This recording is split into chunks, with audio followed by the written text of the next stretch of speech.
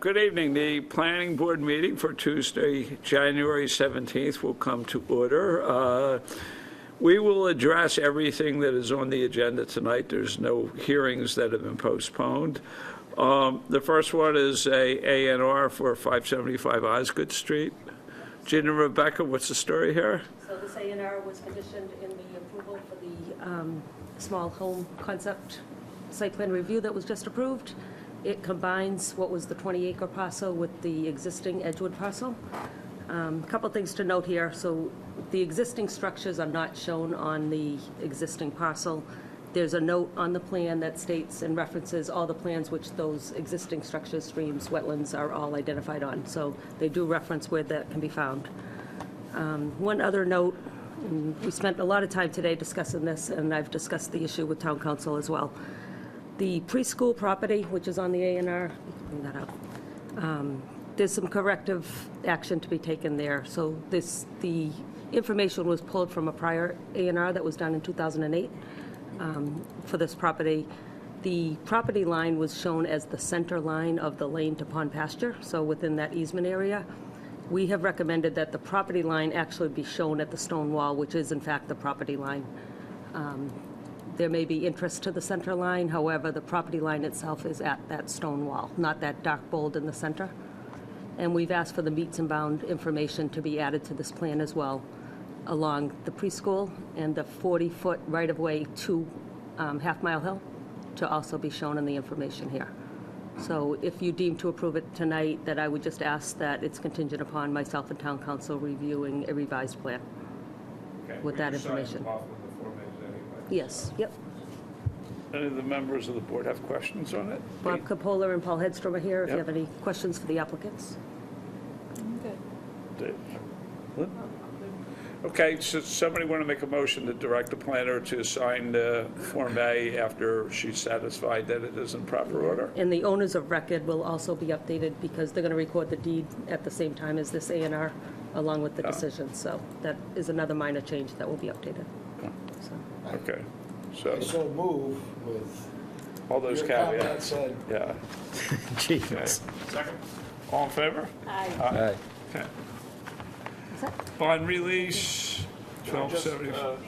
Yeah. make a note that Edgewood Retirement did a great job with their boats along the shoreline.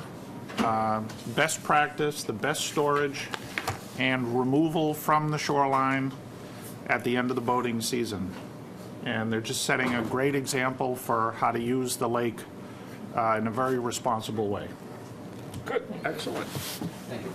Yep. Thanks. Thank you. Excellent. It's always good to see somebody that can be a model. They are. Well, a good model. A good model. Because there's the other kind, Yeah, too. that's true. Don't do this. Okay, second item is a bond release for 1275 Turnpike Street. What's the story here? This is the Brightview Assisted Living Complex, the CCRC permit that was issued. The project's fully constructed. You've already released the $40,000 performance bond upon a certification from Paul Mashonder, who's here today, that the site was built in compliance. They are before you tonight for a request of the slope stabilization bond, which was a significant bond. It was a $100,000 bond. Conditioned in the decision was the environmental monitor certifying that it was constructed to plan. 3 years from that certification, they'd be eligible for release of that bond. The DPW didn't have any purview over the construction or inspections of this. However, I did ask the engineer to go out and take a look at it.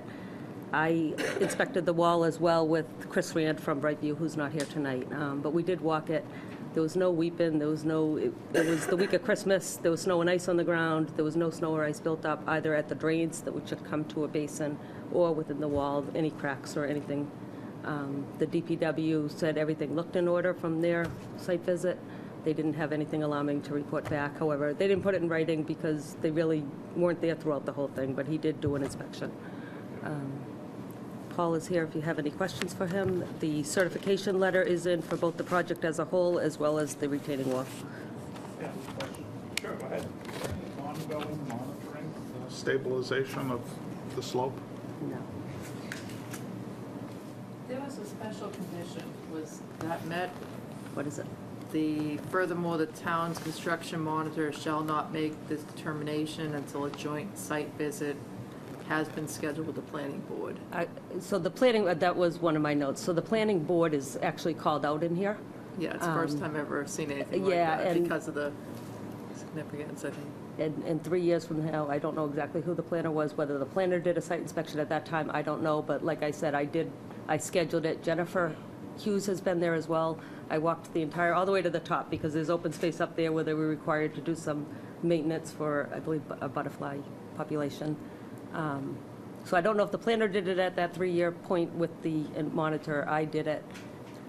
But it doesn't say the planner. It does say the planning board. You're right, Yeah, Lynn. unfortunately, it's the way it's worded. John, you were our only one on that. I mean, it was very specific, which I've never seen that language.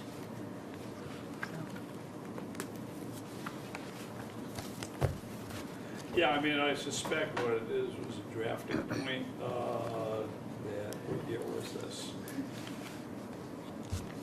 Trying to remember, it was probably Judy was probably the. It was 3 years from, the letter was in September of 13, I believe.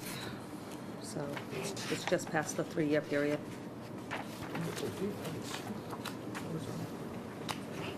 So it would have been 2010. No, this was 2010. 10. Yeah, 2010. No, but For the decision. the letter would have come in, the letter came in 2013. That, Well, Paul, could you come up? Maybe you could help us address this. The letter was December 3rd of 13, And it was from, from the environmental monitor, who's conditioned to have to certify it. Clifford Carlson, he was there throughout the whole project, the construction and environmental monitor.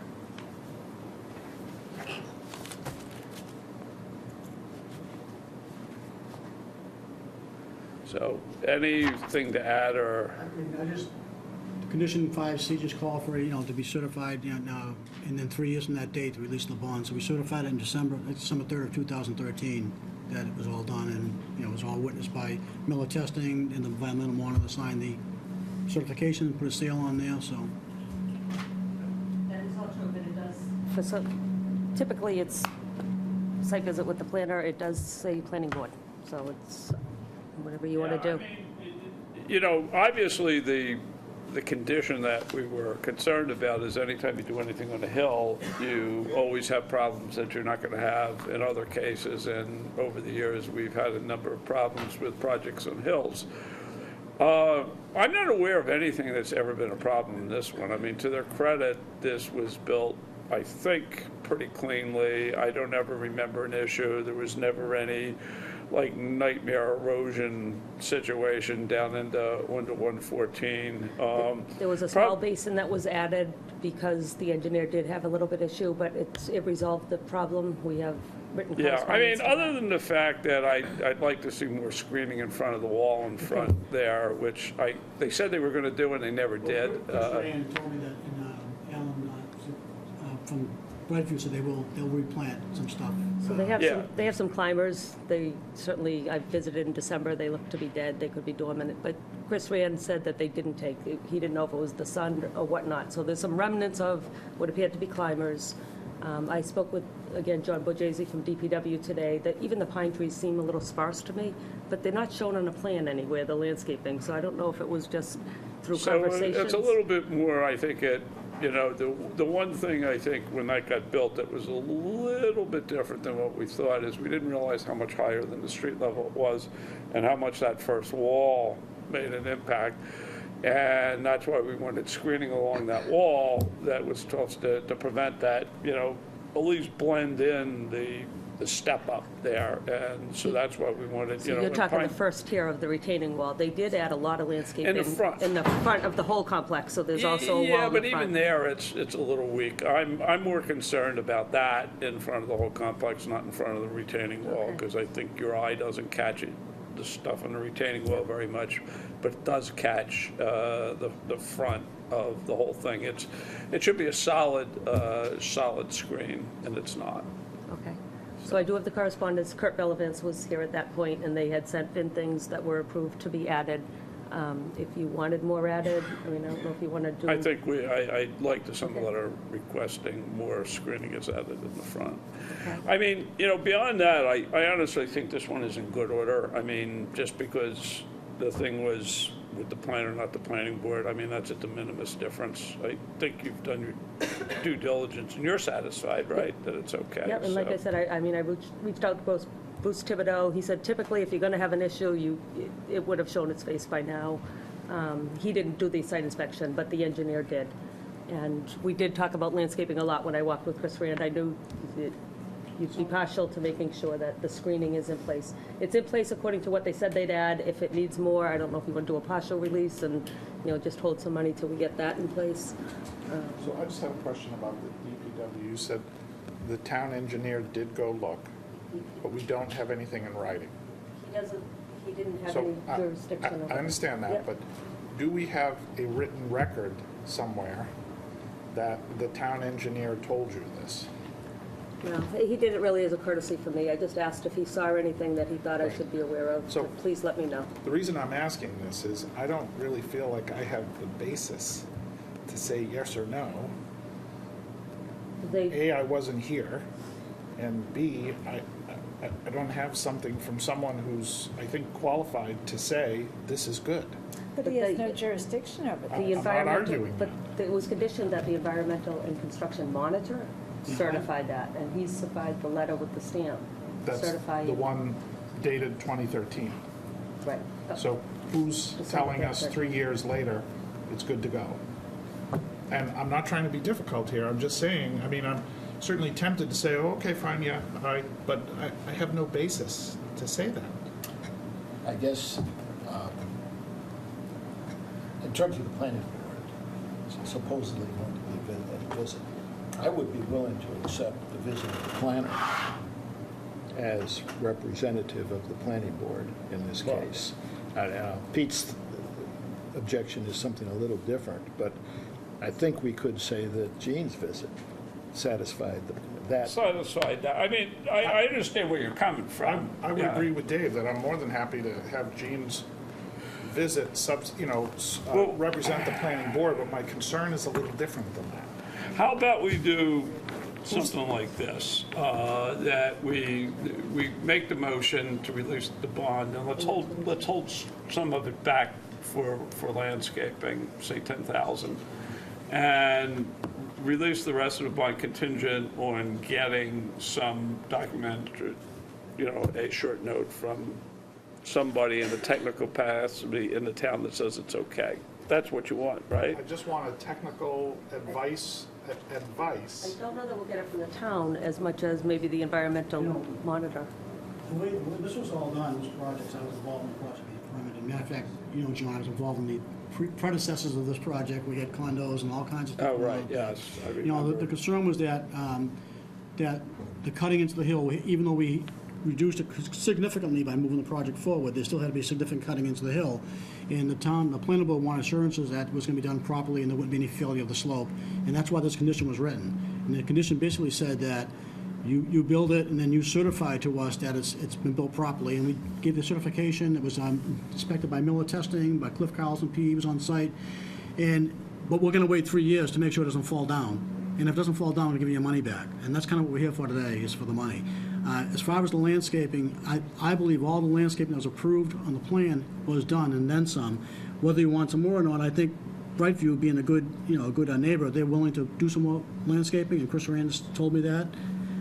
But I think that at this point in time, respectfully, we'd like to get the complete bond release. We did everything we're supposed to do.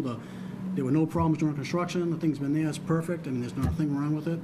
And I'm sure Chris Rand will do some more landscaping for you. From what I can see from the package, I wasn't here, but it does sound like this was done very well, and they've followed the procedure, and I'm not questioning that, and I think it's, again, a great example. But it's that standard of 3 years later. I'm not sure the standard was, has it fallen down? I think it's 3 years later, is it still good? And I mean, obviously it had fallen down, we don't need an engineer, we could tell that. But Well, I I think mean- fallen down is probably not the standard. But And wasn't so, that done in 2013? We're 3 years after that, right? so who's doing the 3-year saying, yes, we've got the 3-year period and it's still good? The standard, I think, is a little more precise than not fallen down. I hear what you're saying, but with all due respect, that's not what the condition says. The condition says that give us certification, then we're gonna wait 3 years to make sure your certification wasn't false, I suppose, or whatever, and release the money. Now, we have looked at the wall, and you've looked at it, I didn't go out there personally, but, I've driven by there a million times, there's no evidence of anything going wrong out there. I mean, So this actually slightly increases my concern. You're here representing the project, and again, it sounds very responsible, but you just said you haven't even been there. So I just think Why some can't they just technical give us a advice. short note saying that they inspected it and they found no That would be major it. problem? Because that's what their job is supposed to do. I don't know why they're hesitating writing something, putting it in writing. So the engineer, the town engineer. Yeah, the town engineer, yeah, and as long as we get that, we'll And really, I don't expect a problem, but no one's given me qualified advice at this point. yeah. so you're gonna get a letter from your town engineer? I will ask it, I don't know that I'll get it, but I'll ask it. But I mean, I don't understand why they wouldn't do it, because we're not asking them anything that we do in any other project. Just go out there and look at it, tell if you found any problems. Right, How hard if you can saw that- any evidence of what you would deem a Yeah, I problem. mean, That's fine, I will yeah. ask. That'd be fine. Yeah. Then there's a basis. Okay, so next question is gonna be, if you get that letter, do you need to come back to the meeting, or are you gonna just No, vote to release it's the? going to be, we'll prove it's Subject subject to- to that happening. And the I other don't- question is, if for some reason, I don't know who the town engineer is right now, if he doesn't wanna write a letter, then what do we do? Schedule a meeting, a site visit. I do the one like in Team America, which will write you a letter telling you how angry we are or something. We'll work it out. We'll work it out. Yeah, she is persuasive. So, you have your ways to enforce. I think we can work it out. Yes. But, You could- so are you conditioning, so, I'll make wait a minute, so where did it land? Holding 10,000 or releasing it all? I was kind of pontificating against that. I know and you I think were. that these guys I are know doing you everything. I mean, and they're willing to do more landscaping than was on the plan, so I mean, I, what more can you ask for? If you don't want it, it's fine, but if you don't hold anything back, you'll never get it. Well, we have it in there that we can require it. Yeah. So, yeah. I mean, in the decision, so we can require more landscaping. We have it, I think we put it in every single, it's. Yeah, I know, we put it in every single Yeah, right, so it's probably at the end, you could do that with or without a bond, it would be in Yeah. Okay, well, we'll do it violation. without a bond, and we'll see what happens, so. So you want to make the motion? I'll make a motion to release the slope stabilization special, it was a slope Slope stabilization bond. bond, okay. Bond for 1275 Turnpike Street, Brightview, subject to receiving certification from the town engineer that there is no evidence of defects in the wall. Could we just add written certification? Written certification. And it's full release with interest? Full release with interest, and the applicant understands that they still need to do more landscaping, and they'll end up having to come back to us if they don't perform. Second. All in favor? Aye. Thanks.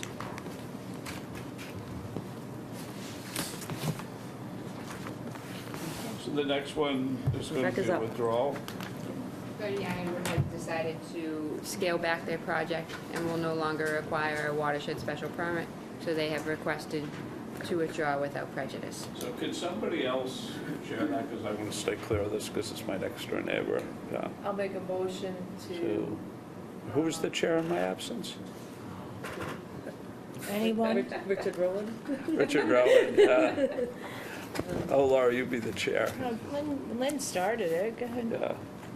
I'll make a motion to allow the withdrawal without prejudice of 30 Ironwood Road for a watershed special permit. Second.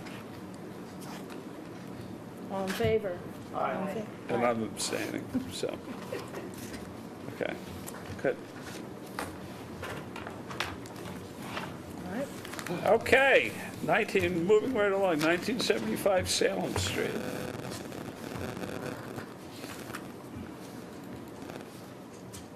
Can you give us the skinny, Rebecca? Just trying to get the locus up for you.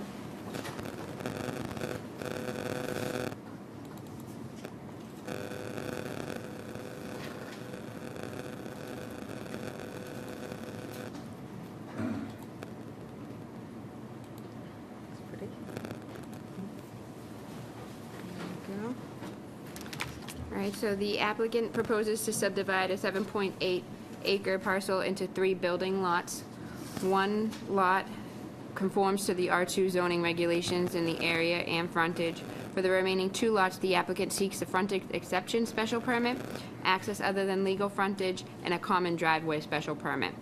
The conditions for approval under Section 7 have been provided in your packets for a little background if you would like to take a look. The plans have been reviewed by the building commissioner, and he says that the lots, other than what they're seeking waivers from, do comply. And also, it's important to note that this lot has not gone through the A&R process, and if the proposed plan remains, if the proposed plan remains, then a land disturbance permit will need to be pulled, and stormwater review will be required, because if you look at the site itself, the slope is pretty substantial. And it's also important to note that the applicant has been before the Conservation Commission for a discussion item, so to speak, although they have filed an NOI for the driveways. So could you bring in Campbell Road here? So the subdivision behind this lot is Webster Woods, which is off of Campbell Road. If anybody remembers, there was a subdivision done, so you see Campbell Road, it's just past it on the left, on the right.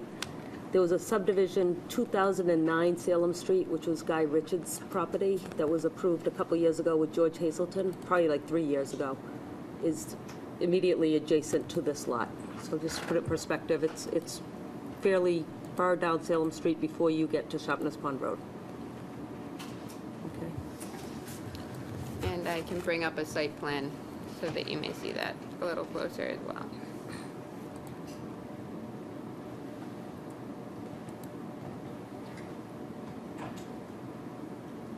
So that cul-de-sac at the bottom of the screen is that 2009. It was not constructed, it was a driveway access, pretty much as a private road. These are the 3 lots that are in question. Did we condition it that it didn't have to be built? Is that?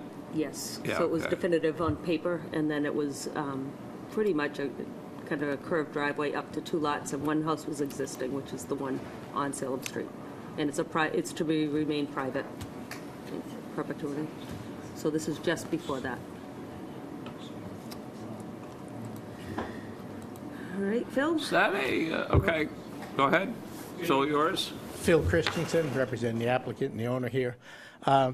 Give you some background on this and reasons why we're going for these frontage exception lots. As I've shown here on a copy of the assessors, you can see this cul-de-sac that we're just discussing here. Webster Woods, Salem Street is here. Olympic Lane's here that ends in a cul-de-sac, and Boston Brook is over in here. There's a potential here for a 6-lot subdivision, but there's a lot of issues with respect to riverfront, wetlands, vernal pools, endangered species. So rather than do those 6 lots, we're proposing to do 3 lots, as we show here.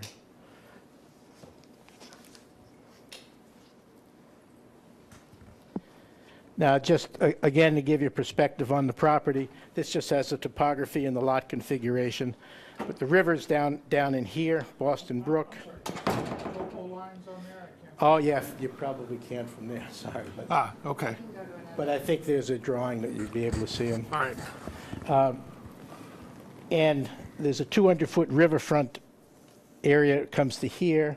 There's a wetland in back on Webster Woods, which 100-foot separation is there.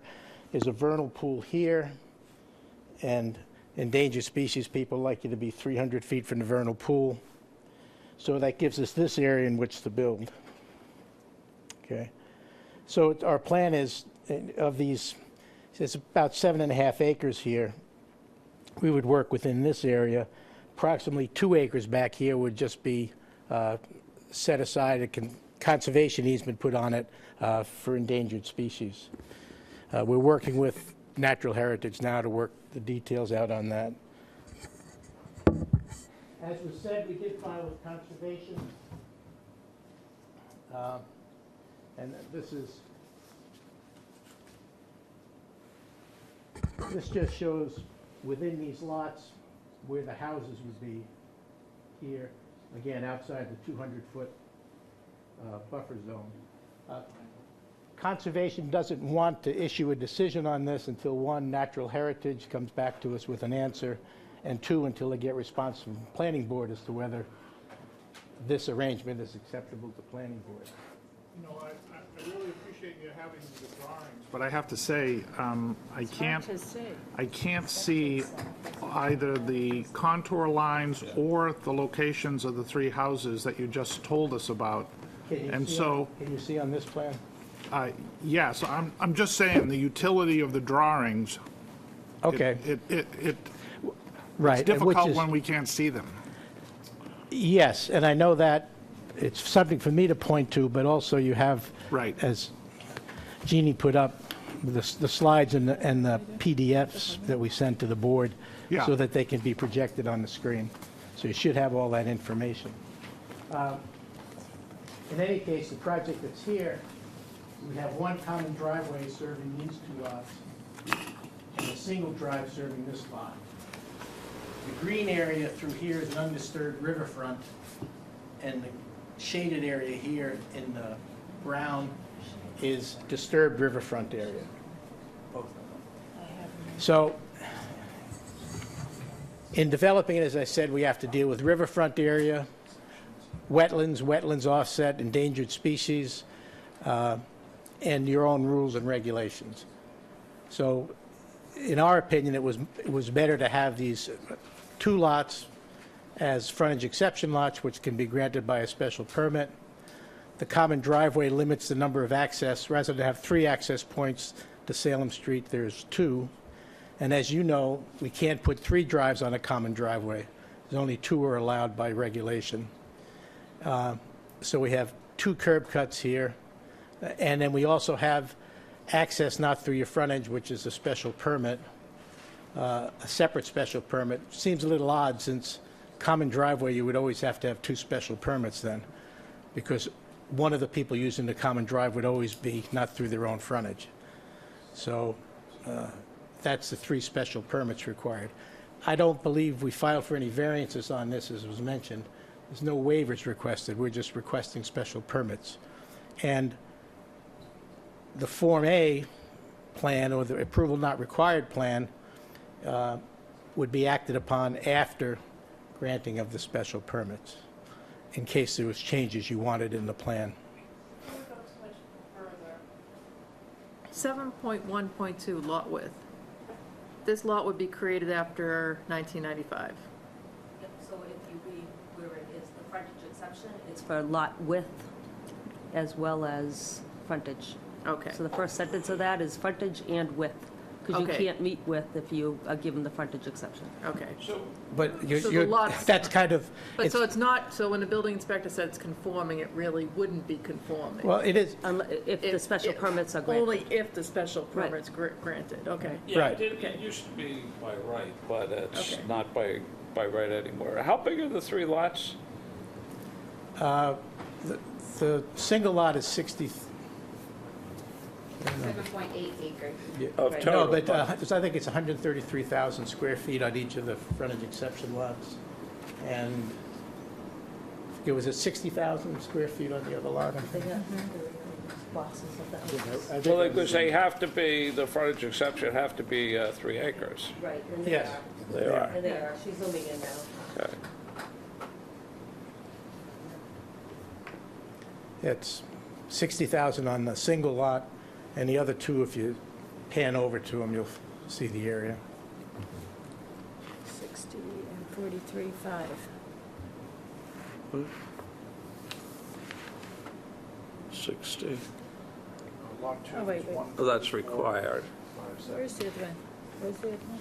Lot 2 is 134, 570, 134, 570. and then lot 1, What's lot 1? I don't know what lot 1 is. What's the size of lot 3.14 acres. Oh, Right under where it 136. says lot 1 is Yeah. 136,731, Yeah, I got it. and lot 2 is 134,570.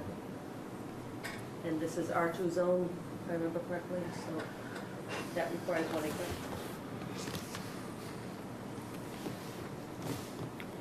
And other than the vernal pool, there's no wetland on the site? There aren't any wetlands or vernal pools on the site. The vernal pool is on the neighboring property for which you approved the subdivision. So. That was mentioned earlier. What are the steepest slopes? Steep slopes are right off Salem Street, so. No, but how steep are they? Oh, probably 15%. Because there is a 18%. provision, like in the slope bylaw, that you can't count something that's more than a certain slope. Yeah, that's taken into consideration, too. Okay, is that But, in any of the documents, or am I, you know, I know we did it when we formed the lots, but okay. I can get that for you.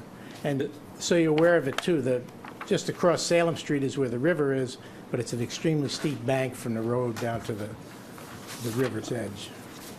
Do we have a proof plan which shows the actual subdivision being able to be done with the septic, with the vernal pools, with the heritage? Because, I mean, just because you could say that 6 can fit in there because of the acreage, you have to actually have a proof plan which proves everything. Well, yeah, I presented that, to say, okay, this is potentially what you could do with the area. Now, if you want a proof plan, I can do it. It's, Well, I mean, that's, to say potentially, I mean, that's, Yeah, we've I mean, always but- required that, particularly when you're going for a common driveway like that. okay, that's easy I enough. mean, because I don't think you can do 6 even. I'm not sure you could even do 4, with all your obstacles you have on the site, with the slope and everything like that, and the vernal pools, and the riverfront, and the frontage, and stuff like that, I mean. And, if you did that, then, you could also be answering the question, why don't we just go with a subdivision instead of 2 separate driveways and one of them a common? Yeah, I think the driveways are kind of to minimize the disturbance for conservation. You're kind of fighting both battles. We could have one driveway. Well, if you wanted to issue a driveway and Well, if you did vary a all subdi- the, if you did a vary, subdivision, yeah. vary all the roadway construction standards, yeah. But this way, you don't have to give those variances for roadway construction standards.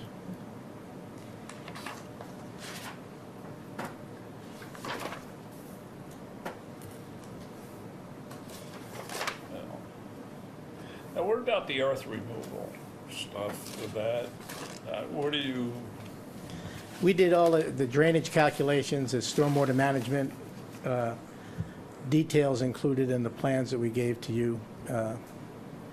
And it was all designed to control up to the 100-year storm.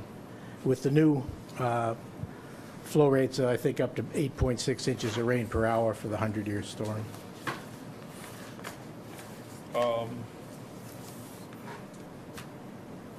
yeah, I mean, this is even though it's only 3 lots on this many acres, it's not the ideal parcel, and you obviously know that. It's a tough parcel to build on, and this is a fairly intensive use, and it's creation of a lot that's not what we typically like to see, which is the reason why you have to come to us to begin with. So there's, a fairly high hurdle you got to get over in this one, I think.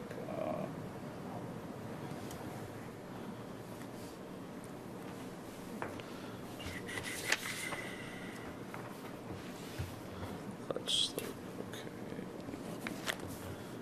That's what I was looking for.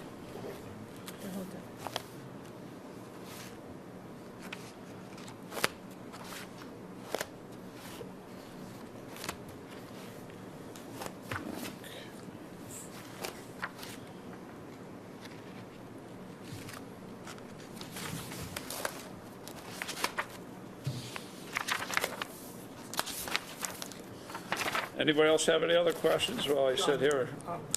Someone help me a little bit with the slope aspect here. I'm just not as experienced with that, and if That's what I anyone- was looking for. Okay, great. If anyone can speak to that, I'd be interested in that.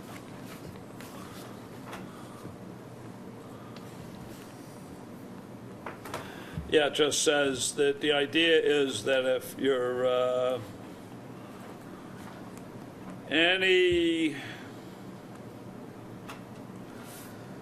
there are certain areas, if the slope exceeds 33%, you have to keep it undisturbed, and you can't count that area as part of your acreage for CBA. So what's the steepest slope here? I thought about 15. Well, come on, thought- not about 15, what is it? I don't know, John, You're not you- answering the question. You're asking me specifically, I don't know Well, it's an specifically. important design consideration for this. I mean, I think you know the answer. It No, may I be don't, over I don't know the 33%, answer, but I yeah. can provide the answer at the next Okay, meeting for you. That's fine. just If you fine. could do that, that would be great. Thank you.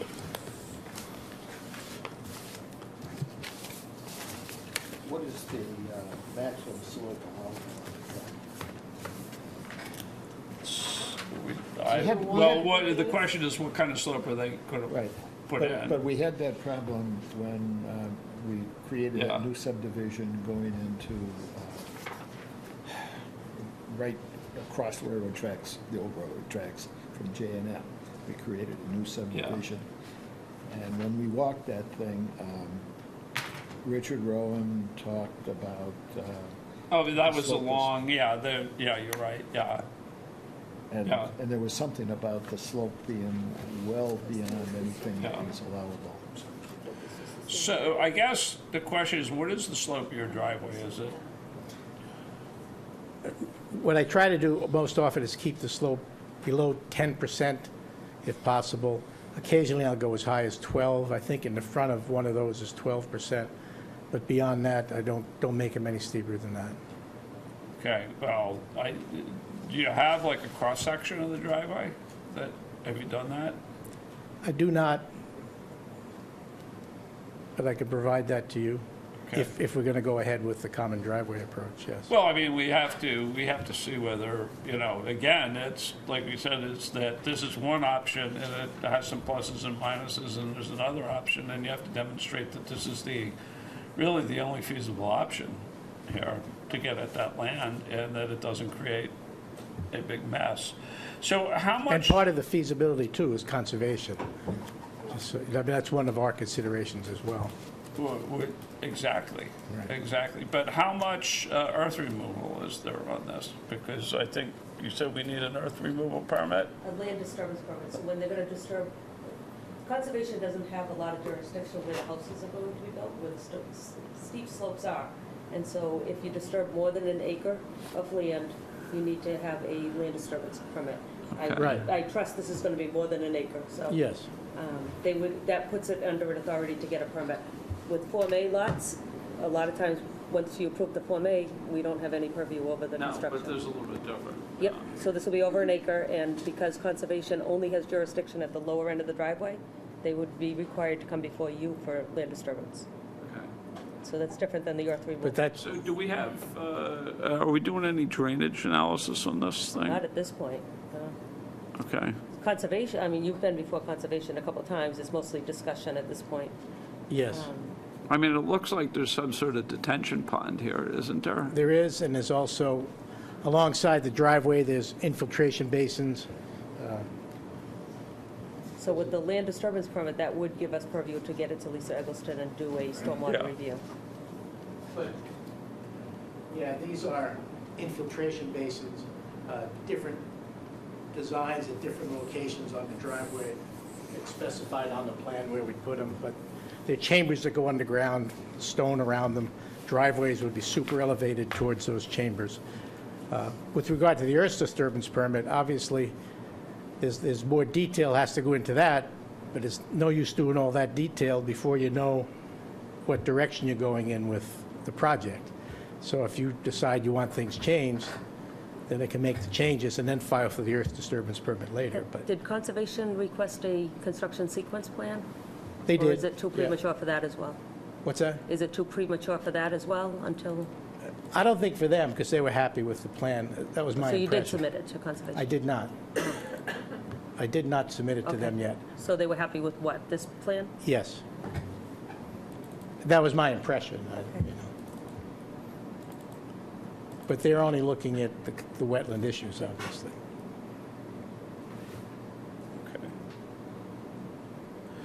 So, would it be possible for you to put a couple of stakes out there where the driveway is, if anybody wants to go out there, I don't think we need to take a visit per se, but it would be helpful to understand that, because a lot of what we're assessing here is the impact of all the topography and, of doing one way versus another, and if you don't have an understanding of what it really looks like in the field, it becomes a lot harder to make it, Would you like the driveway stake the whole center line to the houses?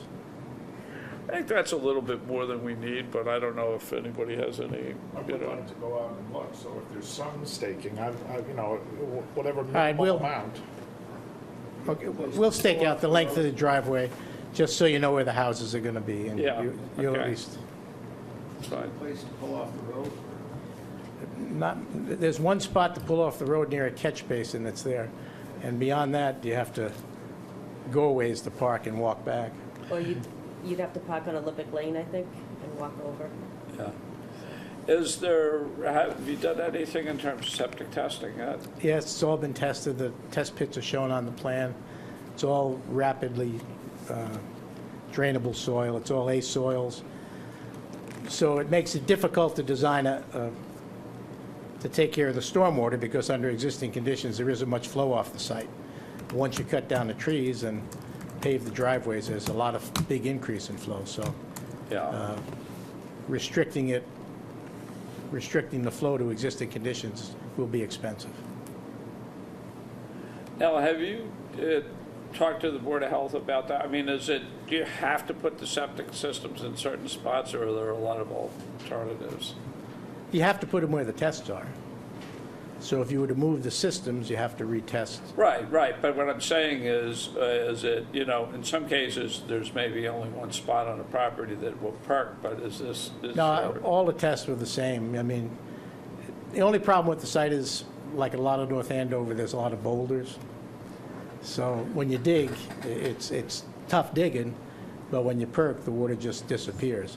So Yeah. these holes, you go down 15 to 20 feet, you're not going to find much of anything but gravelly sand and boulders.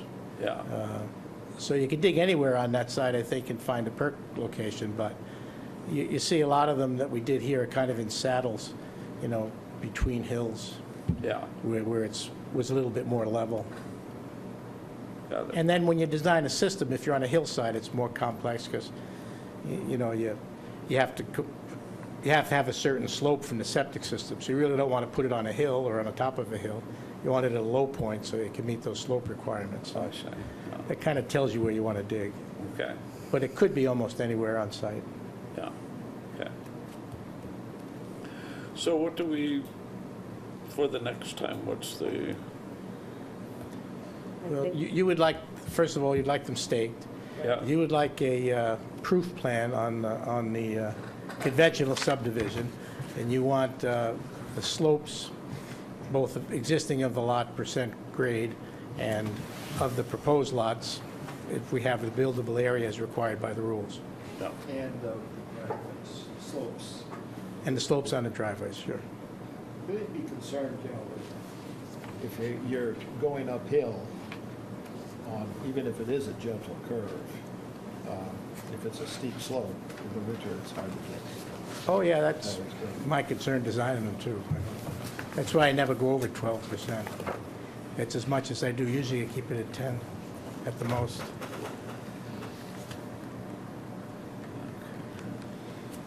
Anything else? And you're still before conservation, right? Yes, Okay. we'll appear, I think, next week we'll be back in contact. Maybe you can just let us know when the staking is done, so we could take a look. Yes, Yeah, I'll great, tell Gene. great.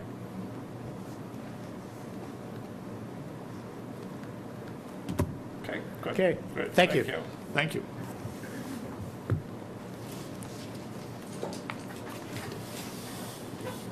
Okay, Mr. Pensie's not here. Do we have anything that's open on that? We're just gonna make gonna vote on that? We're going to close and then issue a decision today. Okay, but were we waiting for anything from them in terms of information? Nope, you asked for some clarification on the easement rights that we discussed. You asked for some conditions concerning landscaping, protecting remaining trees, and snow stockpiling, and you asked me to draft a decision for the next meeting. Okay. Back to us with the snow stockpile? I'm Where he's sorry? gonna- Did he get back to us with where he's gonna You stockpile said snow? that we had originally discussed that the DPW originally puts their snow behind the guardrail and that he would not put his snow behind the guardrail. So I left the condition kind of vague so that you could say if you'd rather place it somewhere specific. Well, he has wetlands on the property, that's why. He's supposed to, And that was the question that we discussed last Okay, time, is and you'd he be never- addressing the stockpiling for the entire site as a whole. So we just asked that they don't continue to stockpile at the tree, behind the guardrail. But we can firm that up or change that language however you guys do wish. Okay. I'll let you make a change there as you deem fit. he won't put it on someone else's property, that was their answer. Yeah. We have your bylaw back We're in the here. middle of one. Thank you. I didn't even realize you had section 7 in the, Yeah, that's what I tried to whisper to you. 'Cause that's the first time those two special permits Okay, have been. can we make a motion in the matter of the site plan review special permit for 555, 575 Turnpike Street, can we close the public hearing? Move we close the public hearing on 555 Turnpike Street. Okay. 575. Okay, motion made and seconded, all in favor? Aye. Okay, let's look at the decision here.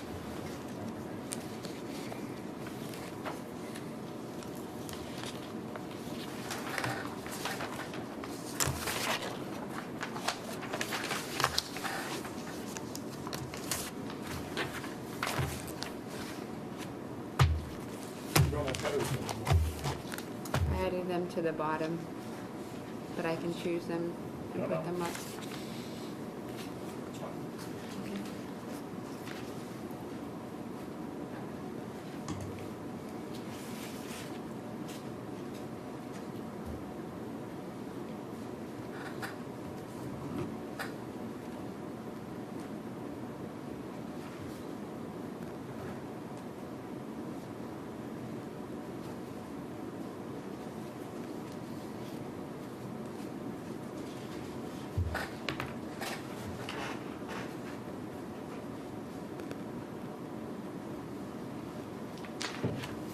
Laura, you're the legal comma expert. Oh, really?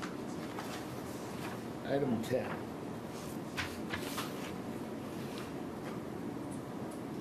Second line. I guess, from Chicago Public Schools, I would have a comma after the road. That's not, that's like After the- grammar. After the easement. Should there be one? Yeah. Yeah, comma, as instructed, currently, comma, but that's not legal. It's not legal. Back on 9. Good practice. I think we need to add something to it. We know that tent of employee parking is to be long-term.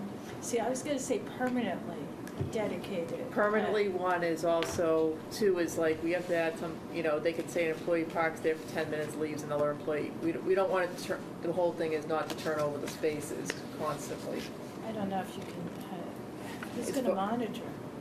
At least it, yeah. I think I as mean- long as it's permanently dedicated, like, they can't change it next month, Right. Yeah.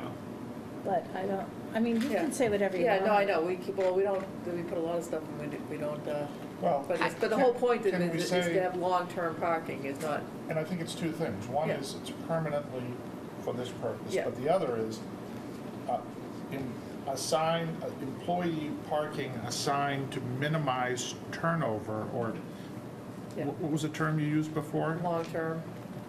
Yeah, So it's assigned to employees, but it's in a way that minimizes the in-out, in-out, Right, in-out. yeah. But I Yeah, would, just to say that. but I would put it in conditions, not findings of fact. Correct. I added Yeah, a condition, so I added a finding of fact that the parking spaces will be for employee only, but for a condition, I said a parking spaces shall have signage indicating that these spaces are reserved for But I employees only. think you should add into, so paragraph 33, the conditions, just jump in there.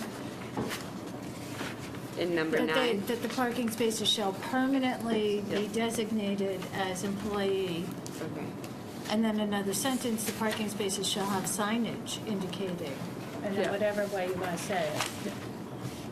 But I think it should be all there. Yeah, And so then I mean, a we don't third want, sentence- we don't want it to be a loading dock for Right, a employees. third That's the sentence whole thing. saying- That was the, The employee parking should be assigned to minimize, yeah.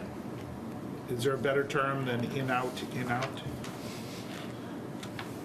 Say the Yeah. turnover of. Yeah, to minimize Probably turnover. has been over Yeah, I hope so. I really hope so, been in and out. yeah. No, spot on. Thank you, Counselor. So would you like that both added in the finding of the facts and the conditions, or just No, remove no, it just from the fin- conditions, All not right, the I'll fact. remove it from the finding of facts. No, I think you could, No, but, not, we can leave 9 exactly how it is, yeah. We can put it in the conditions. yeah, I mean, I think yeah, it's fine.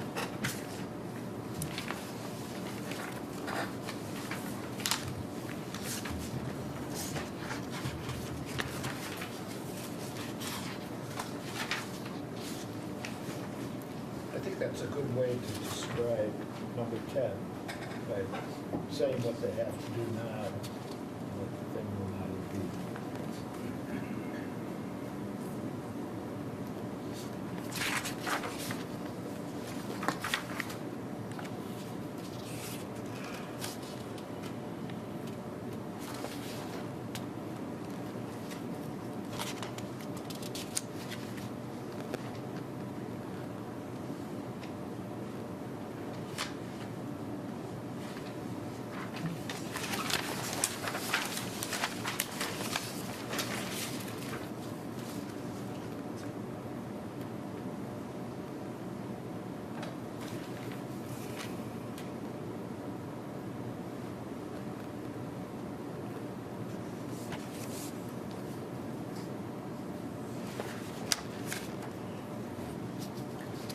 Under special conditions on 34, I think we should make sure we get the easement before we, this, it may be already addressed, before they start construction, before building permit.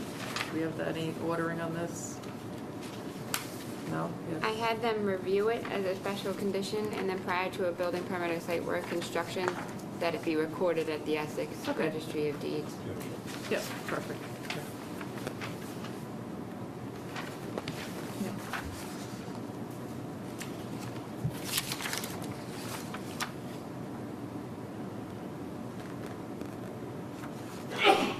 Bless you.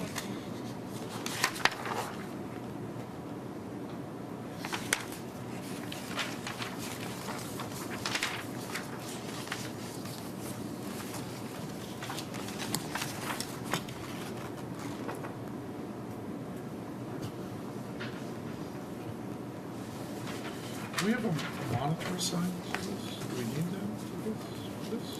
I didn't see it. We normally typically do have a monitor, but I wasn't too sure because there's only 9 parking spaces, and the project, I didn't believe would have a real long construction time, that a monitor would be sufficient. However, I can add that language back in if you deem that that would be appropriate. Well, mostly I was asking if it was something we, that there was a decision not to, as opposed to just was left out. I So don't think it's I don't usually think we need a standing. monitor, but I do think we need some sort of sign off on the pervious pavement, because that's not a normal application. And if they do it wrong, it's not pervious, it's impervious. And I don't know, honestly, I don't know if that's a civil or if it's, who does that with pavements? Well, I mean, Or is it just a contractor on, I mean, at some Yeah. level, it is a de minimis project. I mean, Yeah. I think that, the town engineer even could tell us that. on pervious pavement? Yeah. So He's pervious, an engineer, isn't he? Should he know I these don't- things? It's only been used for a couple, it's specialty, it's So so it is- frequently used, I don't know if it he is actually- referenced in number 5 in terms of being in the plan showing the pervious, but you're talking about on-site. Just certifying that, that one aspect, I think is the only critical aspect. I don't think you need a construction monitor. And I don't know if honestly, I don't know. I mean, I think a construction monitor in this case would be overkill. Well, exactly, I don't think Yeah. they need that, but the only Yeah. thing they, There is a bond, and then we also requested an as-built plan be submitted, and that be certified to state that the construction has taken place per the plan, so that might kind of ease that over as well. Did Just they small. say what type of pervious pavement that they're going to use? Is it going to be one of these special blacktop things? yeah, it's asphalt. Okay, but they also have things where you put, like, they're sort of like concrete blocks where the water can run around them that could qualify. The problem with the blacktop is if they go and they put a tar-based or sealer on it, it's no longer Right. pervious. I don't believe they're allowed to put a sealant on Well, it. no, they're not, but And part of the O&M plan, we have annual vacuum sweeping to make sure that those types of things are taken care of. The real pavement good. actually You're looks pretty like a good at binder this, you coat. know?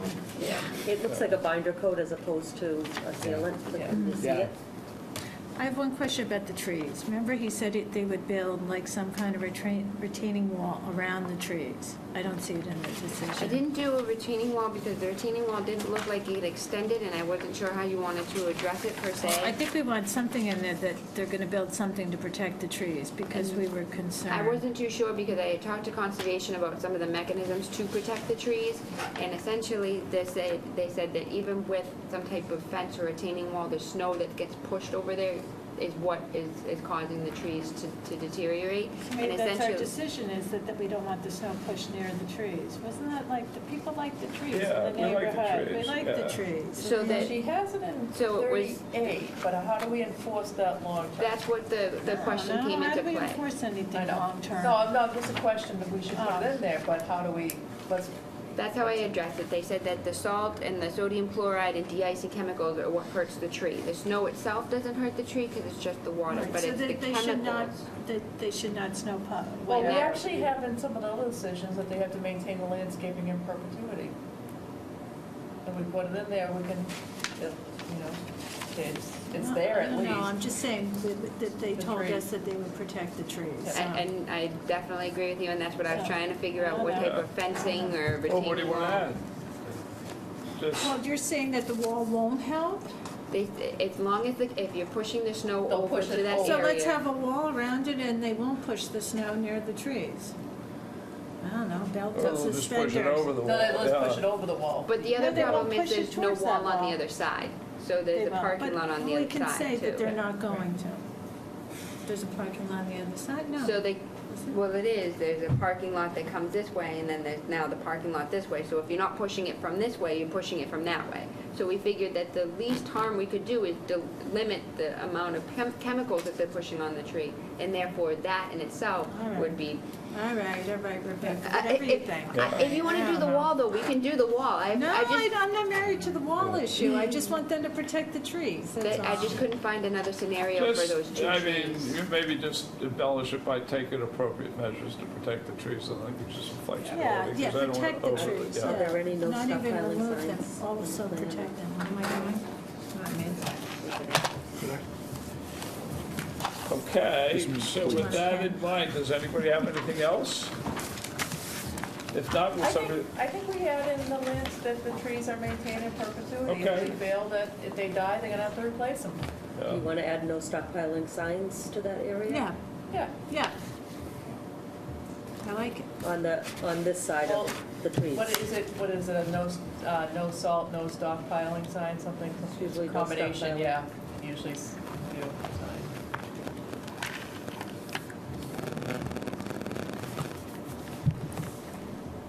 okay, somebody like to make a motion to approve this, subject to the conditions we added to the changes we made? Move we approve the site plan review special permit for 555-575 Turnpike Street As amended, right? As amended. Second. All in favor? Aye. Aye. Okay.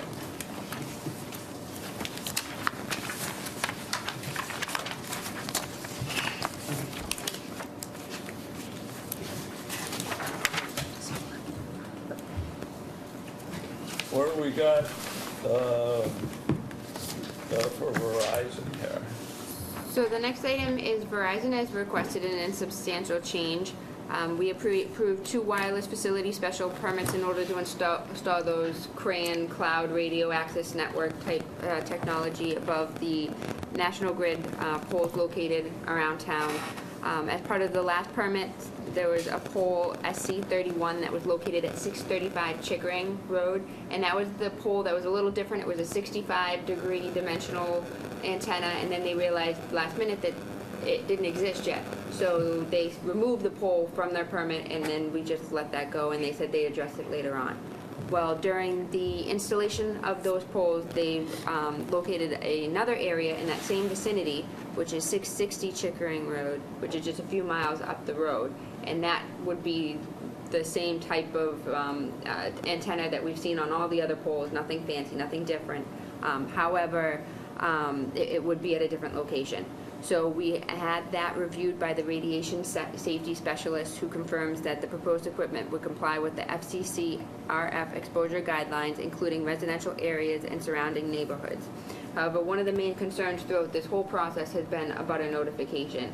And whereas it's in the same location, many of the same abutters would be notified. However, there are a select few abutters that would who would not be notified by that, and those are the homes on Walker Road. So we figured we'd put this before the board to see how you'd like to proceed and whether or not they may proceed with erecting this antenna in this location. At one level, it's easy. If it wasn't in the original application, it wasn't in the original application. I mean, right? It wasn't in the original. It was not in the original application, so therefore, would you like to go, require them to go through the permit for their one pole? Well, I think the issue is Walker Road has a lot of people living on it. I mean, you're not talking about the difference, not that one person would make a difference, but there's a lot of condos on Walker Road. But I mean, I'm not So, big on. I think it's gonna go at the McDonald's. Yes, it's right And next to there McDonald's. I can select the are location. residences on Walker Yeah. Road. Is there a way we can just notify the residents, or? Yeah, I mean, if, I'm not keen on having a separate public hearing for one of these Right. things, but it almost feels like if they're gonna come back for another batch of them, we could do it with the other batch of them. I mean, You know, this thing aroused, raised some real emotions about the radiation. well, yeah, but we're not allowed to consider that, so, Well, yeah. I know, Yeah. but if people just go ahead and do it, if the company just goes ahead and does it, then, we're putting these dangerous things in their neighborhood. I mean, the problem ends up being is that, be one thing if it was like mislabeled, but it was in the right location, but this wasn't even in the application. I mean, that's the problem. That they never applied for it, so, Well, and do you think the fact that it's across the street from the high school makes a difference? The other one was could just be this way of that. perception. And people's perception. It's Yeah. across the street from the high school. I mean, the problem is it's due process. Again, I'm not keen on causing people to do tons and tons of work that they would, do otherwise. But this isn't just a correction of a mistake. This is something that wasn't even in the application. I mean, why not do one 2 miles away? I mean, what's the closest one that actually got permitted? You just scroll back up. So on this side of the football field, so the one that was going to be done is where the wetlands are right there, Where? the bottom of the screen. So it was Oh, on the other somewhere side in of the middle street? that. That's why they were going to angle Okay. it at only 65 degrees as opposed to 360. But why couldn't they just put one of the regular units there? And then replace it with one of the 65-degree things later? Why? I don't think that's a mile away either. What's It's that? not a mile away. It's not a mile away. It's Telco relative, but partnership, it's not- doing business I mean, with one thing if it's 30 Verizon or 40 Wireless. feet away. We are diagonally across the street. The other one was in that wetland area before the bridge, if you're heading towards the overpass to McDonald's. And this is the entrance. If you pass the light on Walker, the entrance to McDonald's, you take a left, and this is right on your right. And Andrew Whalen is with Structure Consulting Group. He can address why we didn't put the canister on that site and chose across the street. Hello, members of the board. In addition to the antenna issue that was already raised, that is a National Grid transmission pole. I think there's an easement that runs sort of along the wetlands. And we discussed it with National Grid. They said, you can locate it on the pole, but when we had further discussions with Verizon Telecom, the fiber providers there, they told us that they wouldn't be able to work on that pole. They wouldn't be able to run fiber there due to it being a transmission pole instead of a regular distribution pole like the one in front of the McDonald's. So we changed sites as well. Basically, you didn't have planned the thing correctly the first time. We thought we'd received all the assurances we could get, and then further discussions with Verizon yielded. I mean, I'm perfectly okay with having you come in with an application and voting on it the night of the hearing and waive any fees associated with it, but I do have a due process beef with this because it's hard to, say it's just a correction of a mistake. It's a different pole in a different place. So a modification to the decision. A modification or a new, whatever you want to call it, either one. It would be the same one, but a quick in and out, but even if people you say to people, hey, look, you can't complain about it because of health things, they have a right to, we have a process. Now, the process may be flawed, but it is the process, and we have to follow the process, and, we can't just waive it, so. Just a clarification, you said waiving the fees, the application fees, not the fees to notify the neighbors, correct? When the town's not eating that cost? No, I'm talking about the application fee. Just clarifying Yeah. that, yeah, okay. Yeah. I agree.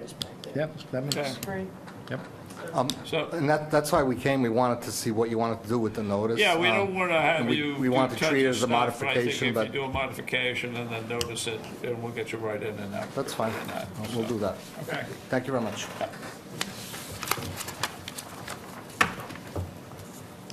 Okay. Our friends in the back patiently waiting. Come on up.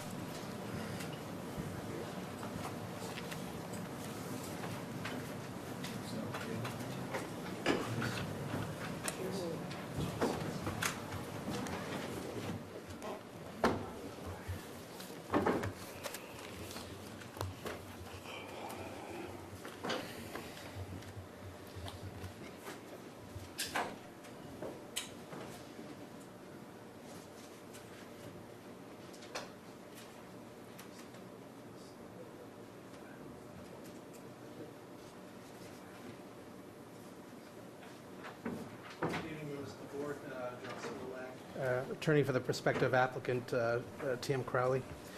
With me this evening are Phil Henry of Civil Design Group, our project engineer, and AJ Barbato, who's the executive vice president for TM Crowley, who is the developer for this proposed project.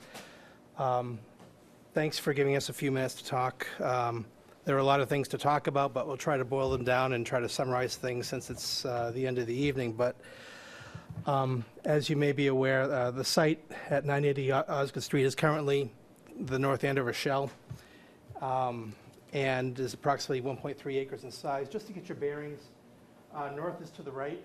So the site is in this location. To the north is the giant glass building, beyond which is the Dunkin' Donuts that was recently permitted a few years ago. To the south is the intersection of the Sutton Street and Old Clark Street to the rear, beyond which is the China Blossom. To the west is Independent Tire across Old Clark Street, beyond which is the airport, and to the west is conservation land, beyond which is Great Pond Crossing along 125. So just again, to give you your bearings, the site's located entirely within the, yes? Sorry, John, just in terms of the bearings, the edge of the lake, is that the very bottom of the drawing? Yeah, the lake, we're within the watershed protection district. Yeah. The lake is down here a little bit further. Okay. I don't think we have an aerial that Okay. expands that, Yeah. but that is correct. And so the site is, as I mentioned, entirely within the Business 2 zoning district, within which a gas station and a convenience store are permitted by right, subject to a special permit and parking requirements. The site is also within the watershed protection district, and because of the fact that the lot was created before 1994, actually the lot was created back in 1959, the old setback requirements under the watershed protection district apply. And so for our purposes, the non-discharge zone is between 100 feet to 325 feet from the wetland. There are no wetlands on site. There are wetlands across this area. So the 100-foot buffer zone, and we'll get to this shortly, roughly is in this area and extends to the Route 125 right-of-way. So the 100 to 325-foot zone, non-discharge zone, basically covers all the improvements on the site. Currently on the site, as you see actually on the screen as well, the North Andover Shell, there are two existing buildings on the site, one of which is the existing Shell station and auto repair station, which was initially constructed back in around 1965 and has continuously been in operation since that point, as far as the records show, along with an existing overhead canopy with gas dispensers. And subsequent to that, back in 1998, the addition or extension of the building was constructed, which would include the former Dunkin' Donuts site and the former Holland's Flower Shop, which is currently vacant. And also on the site, this is the existing condition site plan. Also on the site, there's like an LP area where most people go and fill up their tanks for their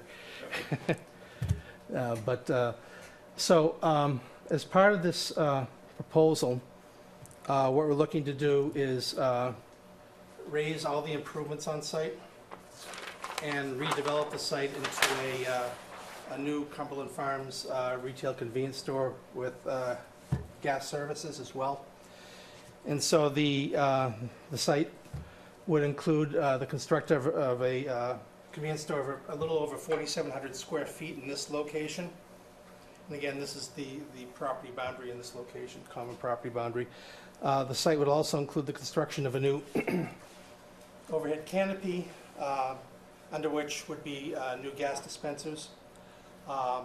Existing underground tanks and piping would be removed and replaced with brand-new state-of-the-art tanks and a leak detection system. The existing tanks today were installed in 1992, and they're about 25 years old. So the tank and piping, with those there, it makes sense to just remove all of it and put in brand-new state-of-the-art piping and the like. Also, the site will include new signage, which we won't get into this evening, but the existing cuts on the property will remain roughly in the same location. And landscaping we haven't gotten into yet, but certainly there'll be new landscaping on this site. Just as background before we get into some elevations, if you were to build this gas station today, you could not, because of the fact that underground tanks, the sale of petroleum products, and the like are not currently allowed under the Watershed Protection District, and particularly this zone. So as a result, we're going to need to go to the Zoning Board of Appeals and request an extension of a pre-existing lawful non-conforming use. We'll also need to go before the Zoning Board of Appeals to request a variance for new structures in this district, in this zone. And also we'll need a side yard. Close to the property line, or? Yeah, well, in addition, we'll need a side yard setback variance in this location. If you... So, well, what was the other one? It almost sounded like you were asking for a use variance. Well, no, it's actually it's an extension of a pre-existing lawful non-conforming use, which is the gas use. So, And that gets to underground storage tanks for fuel are not allowed in this particular watershed zone protection district. because of proximity to the lake. Because of the setbacks that are Right. required, right. And actually, within the entire district, really. I mean, Really? they're not allowed, but for the fact that this is a pre-existing non-conforming use, which we would need to extend. So, I mean, I've been doing work for Cumberland Farms for about 22 years throughout Massachusetts and New Hampshire, representing them on different sites. And Cumberland Farms is very meticulous about their environmental controls. And they've done a lot of it in very sensitive areas, and they do it in a very controlled manner.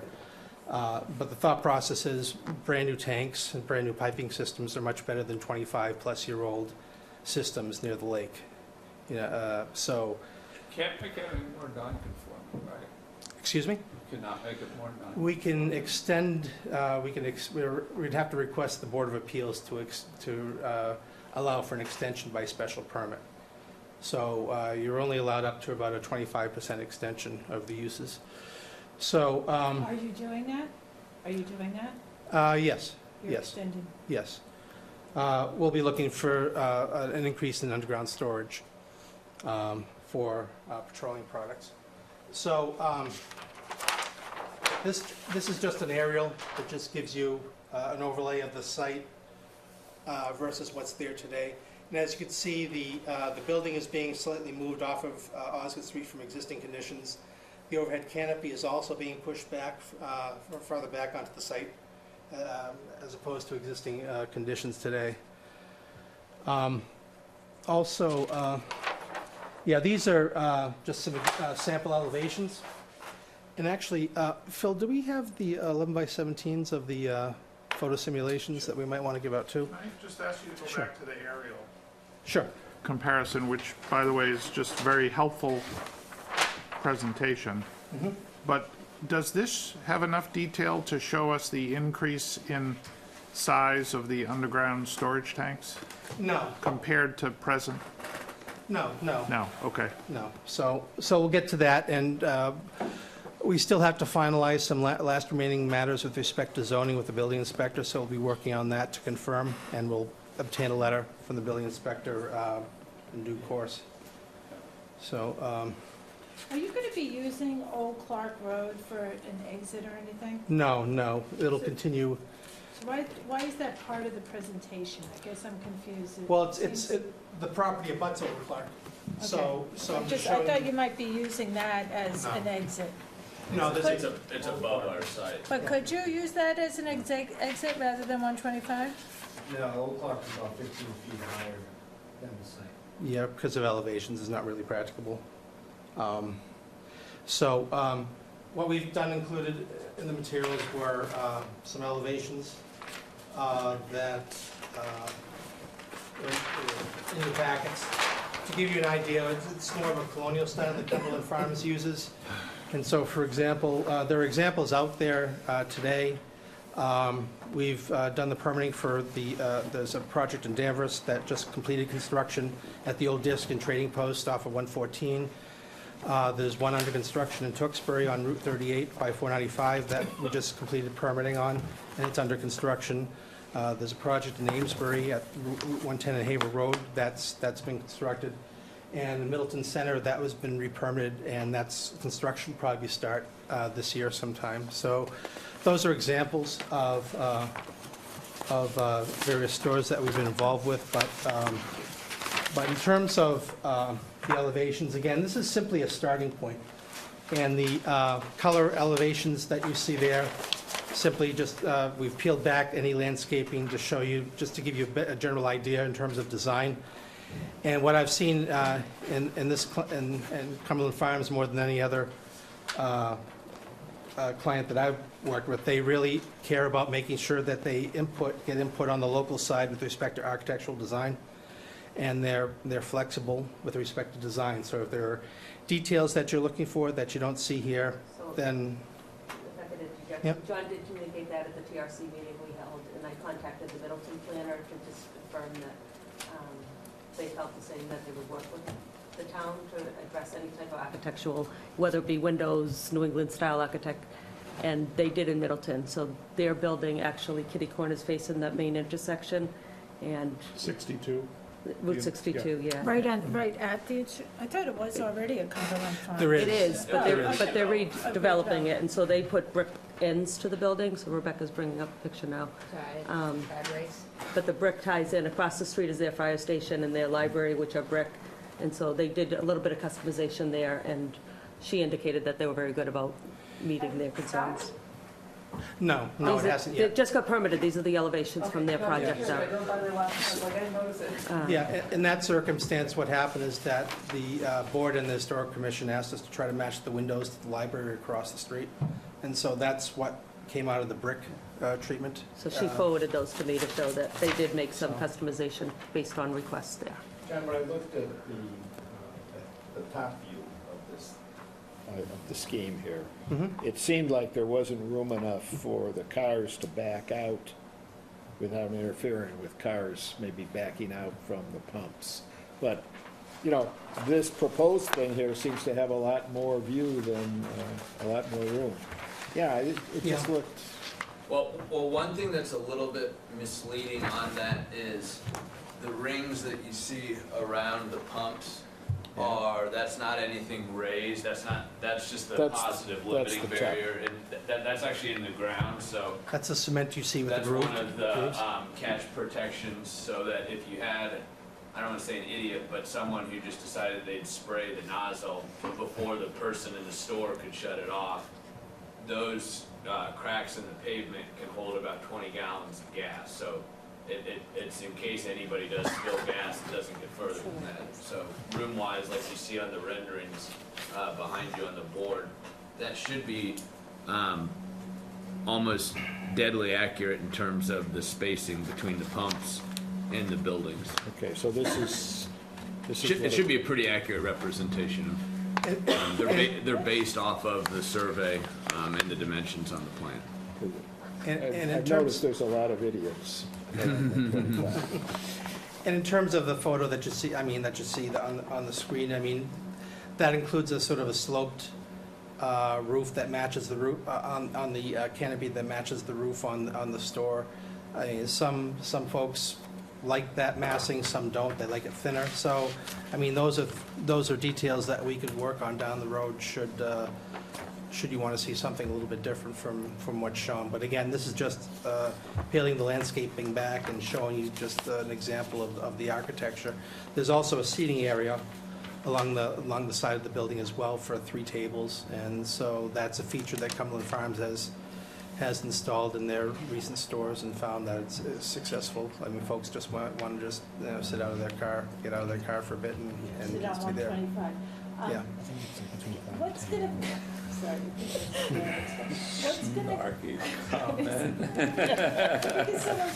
What's gonna go where the gas tanks are now? You know where you get the propane? What is over there? You were showing us, I can't see from here. Oh, this location? Yeah, what's there? That's the area of the underground tanks. This is sort of called a remote fill port. So when a tanker comes in to fill, they always drop the load of gas from the right-hand side of the trailer truck, the tanker truck. So they drive in, and then they park right here, and they offload right here. So when they're not unloading gas, there's nothing going on over there? Okay, Except for parking. parking. Right, right. It's flat over there. And we put it over there, so like John said, the truck can block, so when he's exposed with the hoses, if someone, they can't plow through and snap the hoses. In addition to other fail-safes like shut off if there is any exposure to air and everything. It's just another added safety measure. And just, we'll certainly put together a full traffic study, anticipating what you're going to say about queuing and left turns out. We'll deal with that. There's no drive-up facility that we're proposing here. There is obviously a Dunkin' Donuts. That's your problem, is the drive-through, and that's why it queues. That doesn't happen with this type of store. And in fact, Dunkin' Donuts used to partner with Cumberland Farms, and they used to be at their sites. And the trouble with permitting had to deal with the drive-throughs in Dunkin' Donuts. So they've eliminated that with new stores and sell their own product, but they don't have drive-through facilities, and that's worked well.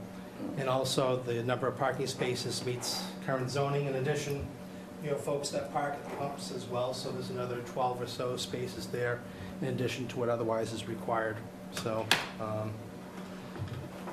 so that's, They shouldn't park at the pump when they go in to buy stuff in the store, though. Yes. you're going to tell them? Can't get gas. It's You can very tell them that, rude. yeah, It's who rude. doesn't do that? But we've also had conversations with Mass DOT. They found that they had no issues with respect to the configuration as proposed. So, obviously, we'll have to go through that permitting down the road. In addition, unlike the Dunkin' Donuts and Great Pond Crossing, which were in a flight path, we're not. So we'll actually have our FAA and Mass DOT Aviation Division filings to make, but we're not going to have an issue with respect to height. We'll comply with the zoning on that end. And so that's basically where we are. The wetlands haven't been confirmed in terms of delineation yet, but Phil Henry was out with the Conservation Administrator and walked the wetlands and basically confirmed the line that's located across the street.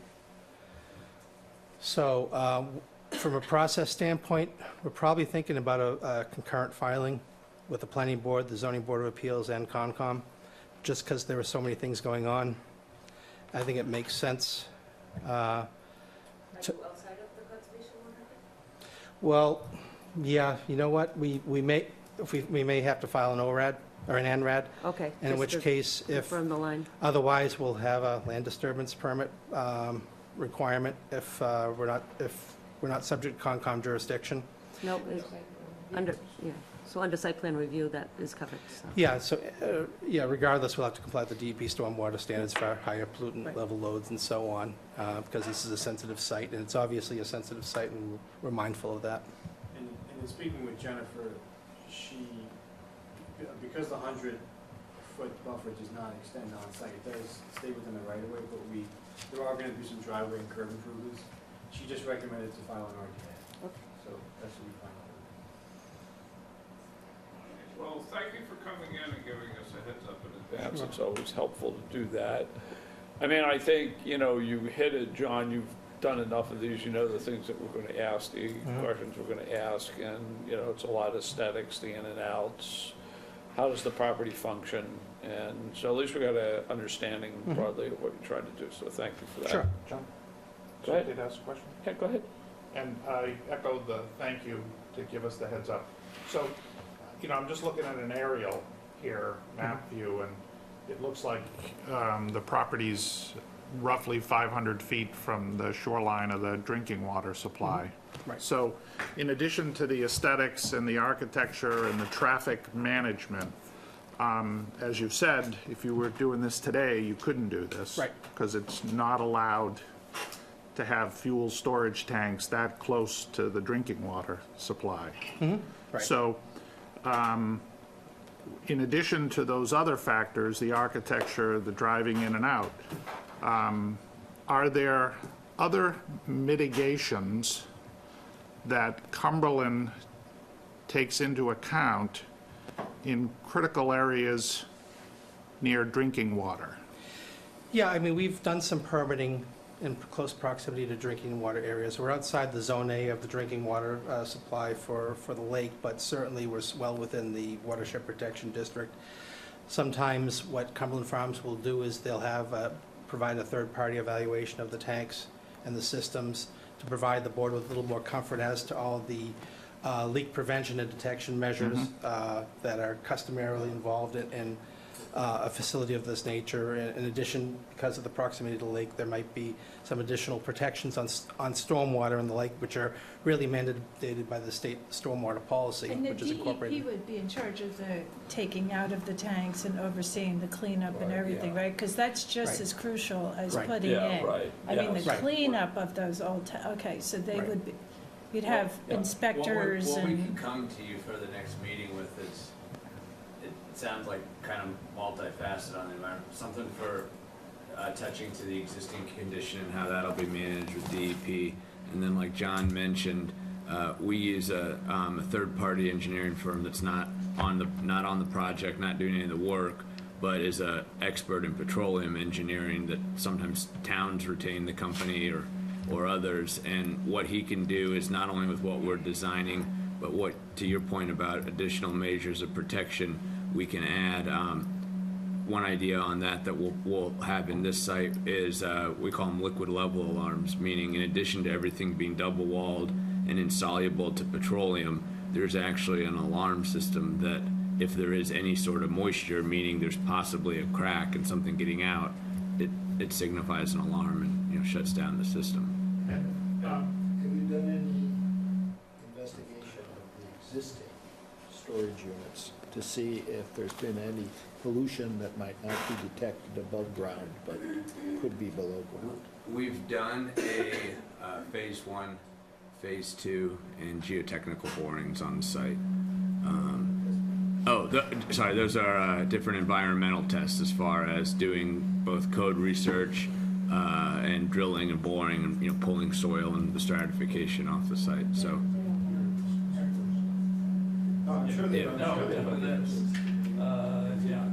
It's all about risk management. Also, I think it might be helpful, I think Peter would like that too, is just to see the different level, from what's general, not exact, what's there now and what's the advances in the technology with the new tanks. I mean, because we could, someone could essentially suffer through with these old tanks or, rip them out and improve them. So the variances in the safety features and stuff like that, the lake might be helpful. That's one of the things we like to convey, that the terms of the transaction are the current station is operated by the owners of the property, and they're entering into a long-term lease with Cumberland Farms to redevelop and operate the facility. And like you mentioned, I think this provides a great opportunity to bring it up to in excess of 2017 safety standards for the site. So. Next question. You're talking about bringing a third-party person that doesn't do any work. Is this a party that you always use? Or, I'd be concerned about, having it really, truly be an independent. I know I'm very cynical, but I don't know how often Cumberland uses them on the other. We all have our experts or our peer reviews that we use all over the place. I would really, I think as a board, we would want it to be someone truly independent. Well, we may want to do the same thing ourselves. So. Yeah, Well, we do, Yeah. right? Perhaps But what we could You want it to do be is- someone truly Yeah. independent. Perhaps what we could do is, this mean- firm we have used before, to answer your question, we have used them. We could provide everything, and then from there, you could look at it, and if you wanted to send it on, you could. It's pretty thorough, and you can see with what he writes up, it's not like a traffic study. There's conclusions that anybody can make. It's more of a, I'd call it a facts only type document, as far as this is the material in the tank, this is this, as opposed to saying there's 20 cars coming from here and 20 right. So but maybe that would be the first step, is we provide it, and So I appreciate, in addition to the architectural and traffic, I think others would be interested in mitigations given the proximity to the drinking water. That's what I was talking about. Yeah, best practices. Yeah, Yeah, very thorough. great opportunity for Cumberland to show their stuff in a particularly sensitive area. Yeah, that's no problem. They have emergency response plans and the like, so that's standard for them. So that's no problem whatsoever. Okay. Okay, thank you very much. But it's really, it's the non-negotiable.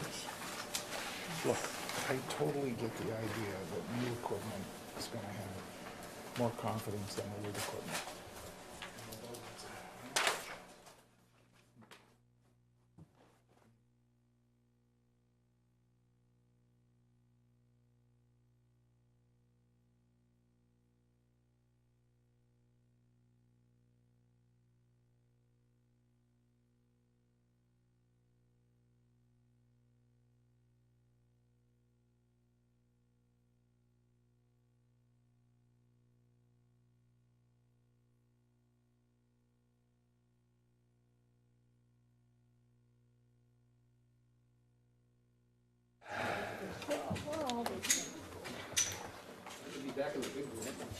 That's right. So we're talking about one of our favorite topics. Master plan.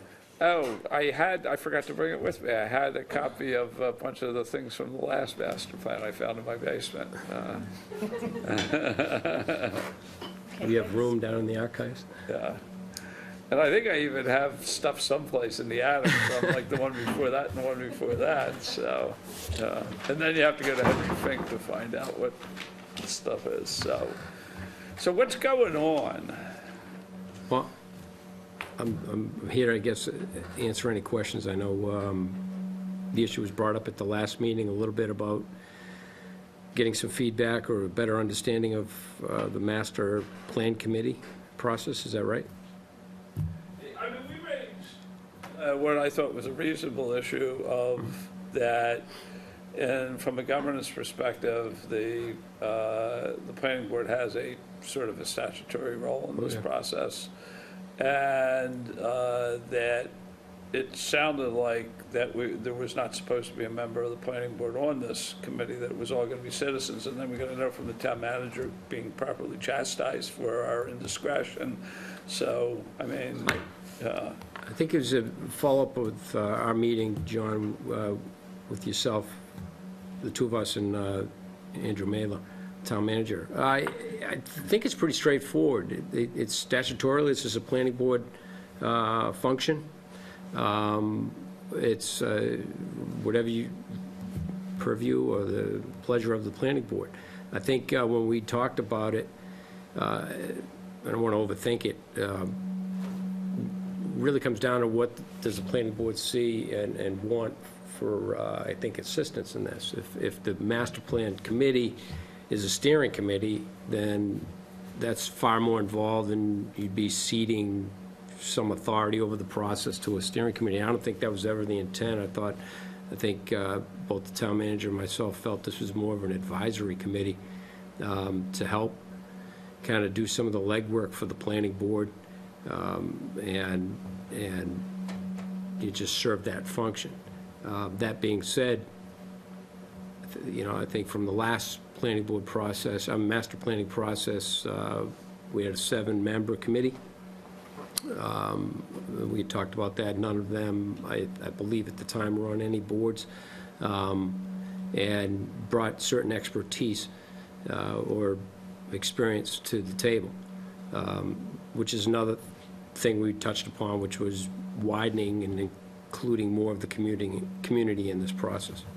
I think, again, throughout what should be from the proposal and the consultant team that we plan on bringing on board would be an 18-month process. That throughout that process, the continuing feedback to the planning board, bringing all these things for your consideration, your direction, your inclusion that way was always anticipated. I guess the question then comes down, what do you want this master plan committee to be, which would be more, in our eyes, advisory to you. So it didn't make sense to us that members of the board wanted, frankly, advise back to themselves. That's all. And then the selection of that committee, where we reached out, was, again, as we discussed, 2 members of the Board of Selectmen, 2 members of the Planning Board, and myself, just to kind of sift through residents or anyone that showed interest in wanting to serve on it, to recommend whatever number you determine. We had talked different numbers, 7, could be more, whatever you want, less. But we'd make a recommendation back to the planning board for your, approval to that. I don't know, what do you guys think? Well, I mean, I really do appreciate the perspective that it's an advisory board, and I understand the point about the logic of, do you want to advise yourself? But I think there's also another perspective, which is, it is often the case that the process of drafting, in other words, that early stage that you'd kind of expect an advisory board to be engaged with, that early drafting process often carries the day. And so to have a planning board member on there, I think might outweigh what is otherwise a logical point of why would you want to advise yourself. You know, the drafting process really can drive the final product. I guess I can ask a quick one, drafting in terms of drafting help or drafting in terms of drafting documents of some sort? Well, I think the work of the committee is what I'm talking about, that, you know, that involves sort of early formulation, and that often has an impact on where things go. So I think that is a pretty strong logic to having somebody on that group. Also, I sent you guys the handout from the master planning that Merrimack Valley sponsored, and it says that the planning board should be on it. That's the professional who wrote that. So they said they never had the planning board not have some sort of representation on it, you know. But I mean, to Eric's point is that if you position the process of doing a master plan, I think what you're almost outlining is a way where we almost have the responsibility to put everything together. We just have a bunch of people helping us do it, but everything they do is what we want them to do. But then we're gonna have meeting after meeting, and well, how long are our meetings gonna go? That's the process that actually the professional said you don't wanna have, is the planning board doing it as a whole, constantly meeting at every single meeting, because it never gets done. Yeah. So that's why they say you do have a subcommittee, you know, of the planning board members who chair it, you know, typically, you know, to do the master plan. What's So- the role of the consultant that we hired? The town okayed a consultant, right? Currently, the contract is on the town manager's desk, but that's correct. And the consultant is, it's a team led by RKG Associates. RKG, one of their principals was a woman named Judy Barrett. Judy's been involved actually in the past in North Andover. Stuff here. She has.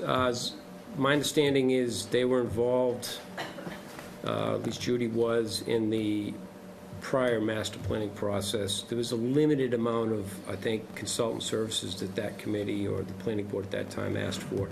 But they would review all our existing documents, our existing conditions. They would lead and handle all the public outreach and the, you know, there's the engagement of the community at large that's a huge part of this process.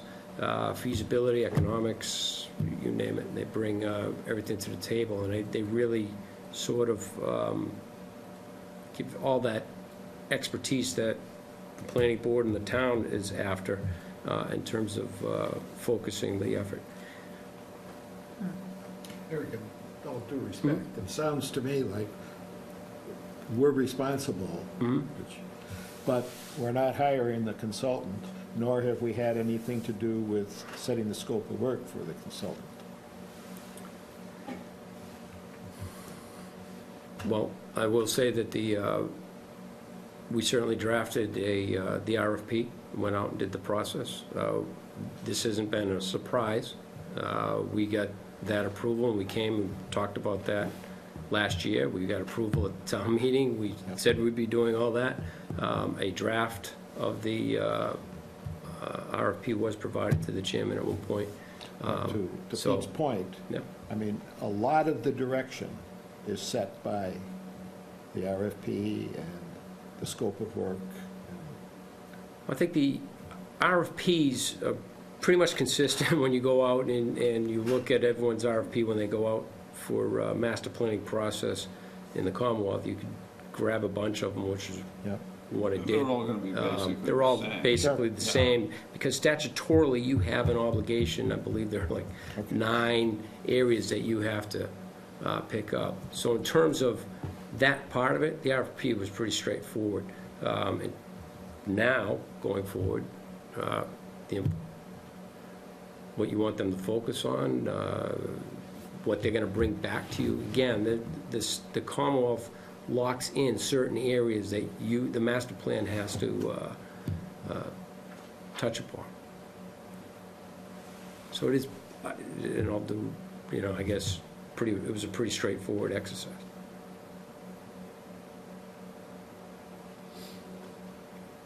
So, I mean, what's people's So pleasure? then we have to decide as a board how many members we want to be on the committee. Is that up to us? Everything's up to you. Up to us. So Yeah. how many people we want on it, and if we want, who we want from our board on it? Or we're supposed to vote Well, on the selection? We were asking, I think, the original question was, the Board of Selectmen have appointed 2 of its members. We were seeking 2 members here just to, again, give review us- the names, to to give come back us to the back our planning final board. list. Right. Sure. Whatever that, how many names you want back, whatever you want the actual committee, the master plan committee, advisory committee, whatever you want to call it. That Well, I stuff mean, is up to you. the problem ends up being is that we probably haven't completely thought through the sort of what I'm going to say is the governance structure of how much work everybody does. I mean, like it or not, when you throw a lot of money at a consultant, almost by definition, a large part of the work is going to get done by the consultant. It's just, and you may get super lucky and find 1 or 2 people that want to put a lot of time into it. I mean, the experience was the last time there was one guy that basically did all the work himself. But my recollection was the last time that, the planning board was pretty closely tied into it, because I remember being involved in it. So the question is, I guess, in my mind, the governance between what does this committee do, what does the consultant do, what does the planning board do, what does the town manager do, what do you do? I mean, like, who directs the consultant day in, day out in terms of what they're gonna do? Well, they would work closely with planning staff on that, myself and planning staff. And if this committee is an advisory committee, what do we want them to do, and how active do we want them to be engaged? I mean, are they just a proxy if we're going to run this thing as a town, like a professional staff project with consultant help, and then an advisory board? That's a lot different than a different model. And again, I don't proclaim to do what the right answer is on these things. Frankly, there's only one of them that we've ever done in this town that's actually had any impact. It wasn't even considered to be a master plan. It was called the Balanced Growth Plan. And that happened back in the late 80s because everybody was crazed about all the development and all the zoning. And that's the thing that changed a lot of the zoning in town, and how we ended up with basically the broad outline of the zoning that we have now. But that was because there were a half dozen people that were super passionate about it. It wasn't really the planning board. So This is my concern, and I don't speak for anyone but myself.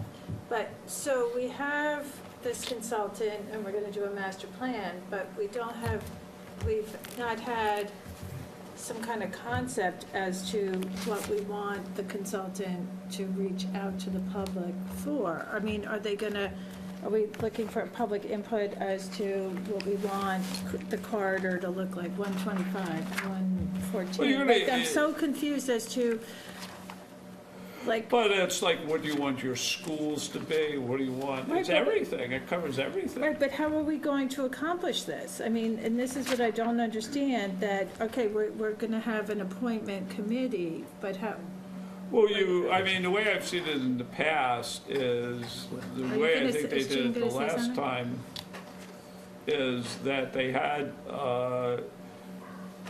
in the same, well, let me give you an example. This is a good example of, how do you want to do it or not do it, is, remember the middle school fields, the CPA funded money for the middle school fields? yep, So what they did is they formed a committee, and they had a consultant, and the consultant worked with the committee, a relatively small group of people, where they've talked to neighbors some, but not a lot, but they're going to do all the public outreach next year, and they haven't come up with the final answer yet. And that model was okay for that, but I honestly think there should have been maybe a little bit more public outreach Well, a that's little what I'm bit saying, sooner. that's what I'm saying. I get asked all the time by people like, what's gonna go on with downtown? Everyone wants to know what's gonna go on with downtown, what's going on with the Broad Street? What about, whatever this? And so I'm just wondering, are we gonna, how are we gonna figure out how we're gonna reach out to the public? This is all I wanna know, it's like, so that I can, Well, yeah. I think, honestly, I think we're doing it, we need to have a meeting with the consultant to decide how we should proceed. in all Okay. honesty. Yeah, that's, I mean, we're trying to give direction on a process that we haven't decided on the process yet. Eric, I can't It's agree backwards, more. yeah. I've been a consultant setting up these things. I'm okay with that, I'm just, No, I people agree, ask yeah. me like, what is the master plan thing? I don't know. If that consultant isn't giving us their input and getting buy-in, then, the odds are you're going to have a consultant going in one direction, the board's going in different directions. And honestly, when the last master plan was open meeting law in effect? 'Cause I mean, that's part of, 98, yeah. so, It was, I mean, that's part of the cumbersome part of it is we can't have a meeting without having a full meeting, you know what I mean? Yeah. Unless we have only, so with our meetings, if we have the advisory committee come to us every meeting, or every other meeting, our meeting's gonna be till 11 or 12 o'clock at night. right. Because no one on the planning board is on that committee. Well, right, I mean, So- ultimately, Well, and if you didn't have the advisory committee, your meetings would be 3 times as long. right. No, but I'm saying if no one from planning is on it, they'll be But then longer, it they'll be becomes just the shorter. one person from planning, as opposed to 5 people from planning making that Or decision. 2 people from planning. Well, right. At Well, some I mean, point, you have to come back to When it planning. comes with it. down, the problem with something like this is, I will tell you, you need several people who are volunteers who are willing to commit a tremendous amount of time to this. That's the single most important thing. And the other thing is that they have to have some sense of vision. They have to have their own vision. Maybe that's not the final vision, but they have to have some vision and ability to move things forward. And I don't know if we have anybody like that, but every time these things have happened and they've worked, that's the only reason why they worked, is because there were 1 or 2 people that really, and that was when the balanced growth thing, there were 2 or 3 people that really took it very seriously and they really thought it was important and they pushed it forward. We have that in this case. Frankly, that's the most important single thing. Whether that passion comes from the planning board or comes from citizens doesn't really matter. You don't want it to come all from the consultant. So, I mean, I'm kind of going around in vague generalities, but it feels to me that unless you have a leader, the structure doesn't matter. I mean, that's what it comes down to. I mean, So I guess the selection process is about that, finding people that want to lead, right? Right, like the committee to find those people, right, Right. okay. All right. I mean, what does everybody think? I mean, what I don't understand is, it's a little bit, and I may be reading into what Andrew said, is Andrew had a completely different view than Lynn had on this, is he said, master plan committees can't include members of any of the boards. And, well, if you view it just as an advisory thing, maybe I could see that, but it seems to me, unless you have somebody who is a liaison from the board, it's never going to go in the right direction, because as Lynn said, then what's going to end up happening is it's going to it's going to occupy all the time for all of our meetings, which is not what we want. We want it to be a separate activity. So, I mean, I guess what I'm coming down to is, why can't we have 1 member of our board on the committee?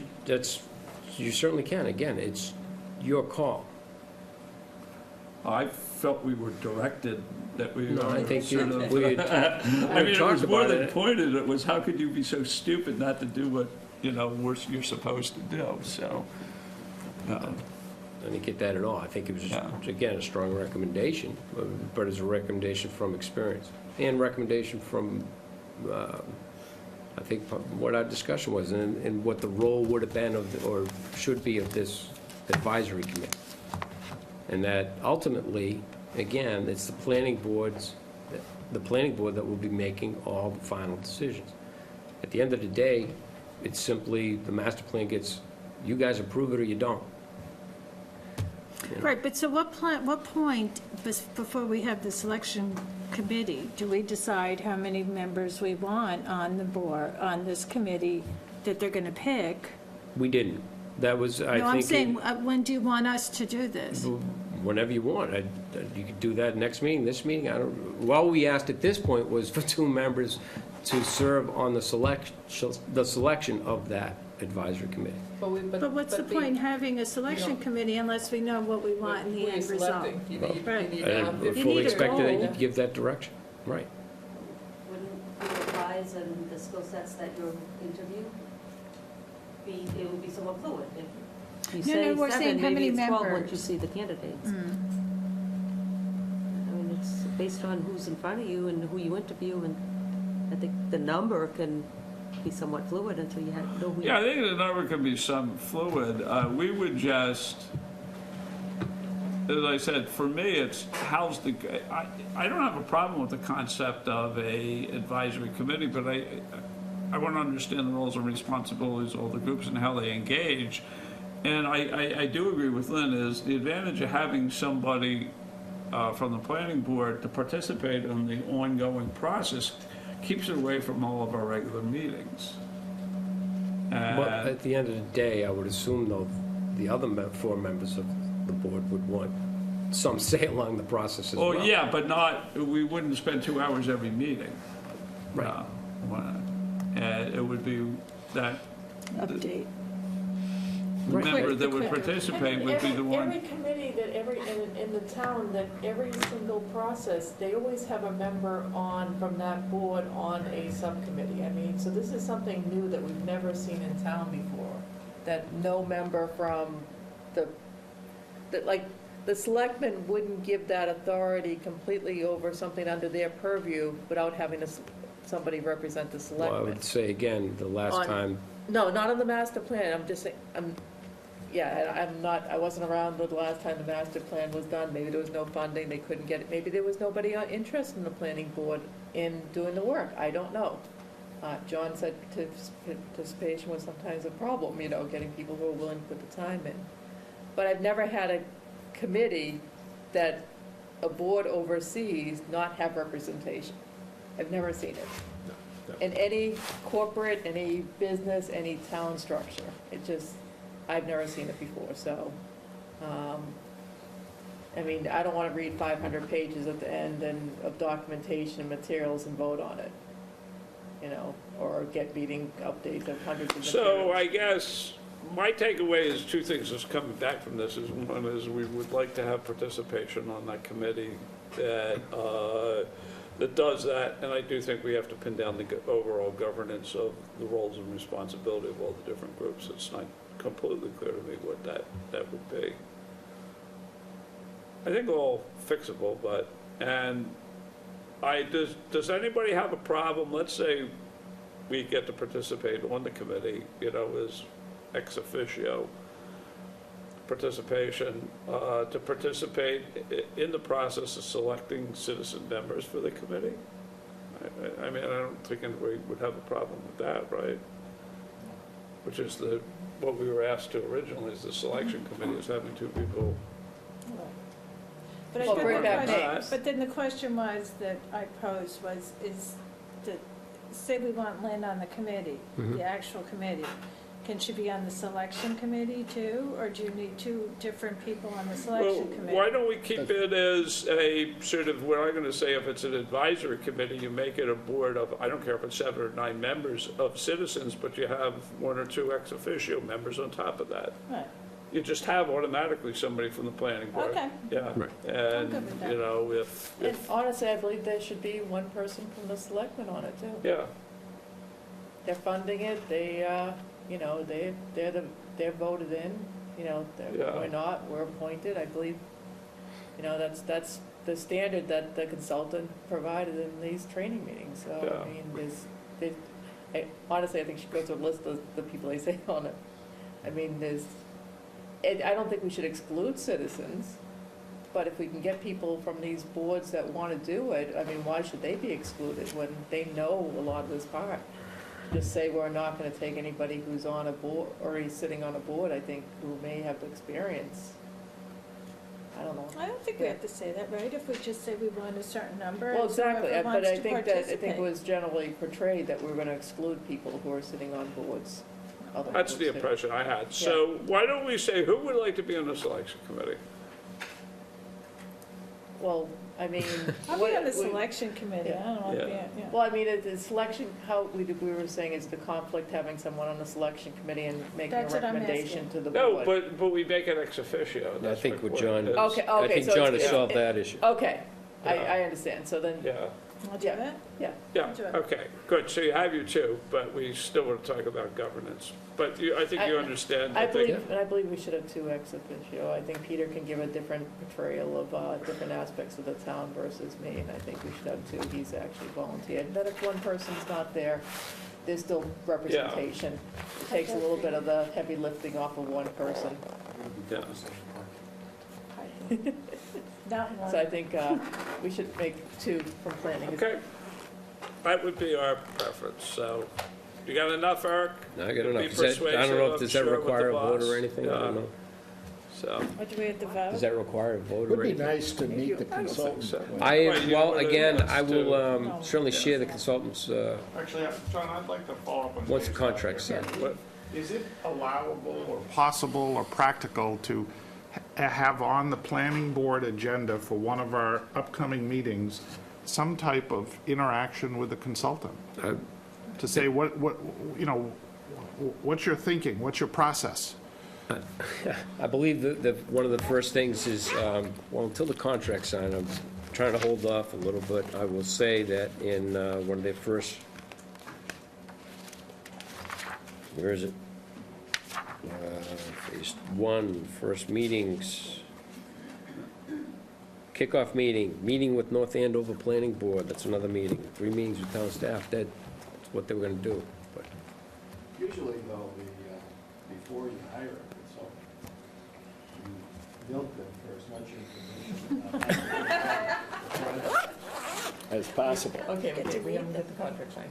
No, that's what they did to me, and it well, works. yeah, I know, but you know what they all do is they take out the same report and just edit it a little bit. That's the way they make money on these things. Sounds good. All right, thank you for coming in, Thank you. Eric. Thanks, Eric. it's always a pleasure. Sorry, this was on the committee and does it need to be motioned? No, John it's, said it doesn't. It doesn't, okay, so Lynn and Laura. yeah. And then our Al- preference Al. is to have 2 ex officio members. L squared. Yeah. I'll make a motion to approve the January 3rd, 2017 meeting minutes. Second. All in favor? Aye. Motion to adjourn? Motion to adjourn. Second. Second. All in favor? Aye. Aye, okay.